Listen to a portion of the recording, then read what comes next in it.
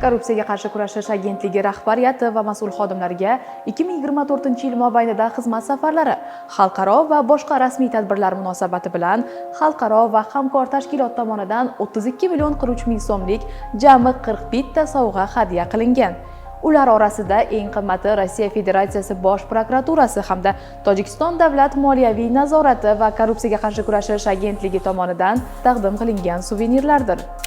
Qozog'iston korrupsiyaga qarshi kurashish agentligi tomonidan tuhfa qilingan oltin odam haykalchasi hamda Malayziya davlati korrupsiyaga qarshi kurashish komissiyasining egizak binosi maketi ham qimmatbaho sovg'alardan sanaladi. Bundan tashqari 2024-yilgi sovg'alar reyestrida Tojikiston, Qatar, Gonkong, Litva, Gruziya davlatlarining korrupsiyaga qarshi kurashishga mas'ul idoralaridan xizmat safarlari, xalqaro va boshqa rasmiy tadbirlar doirasida qabul qilingan turli buyumlar ham o'rin olgan.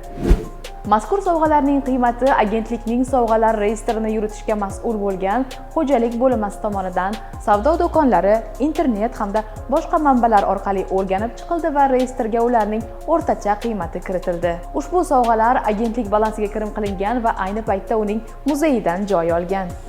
Shuningdek, agentlik tomonidan xalqaro va rasmiy tadbirlar, jumladan Qatar, AQSh, Gruziya hamda Tojikiston davlatlari mas'ul idoralari vakillari bilan o'tkazilgan uchrashuvlarda sovg'alar taqdim qilingan. Bugungi kunda agentlik davlat organlari va tashkilotlari tomonidan xalqaro va boshqa rasmiy tadbirlarda qabul qilingan sovg'alarni ochiq e'lon qilinishi lozim bo'lgan ijtimoiy ahamiyatga molik ma'lumotlar ro'yxatiga kiritishni ko'zda tutmoqda.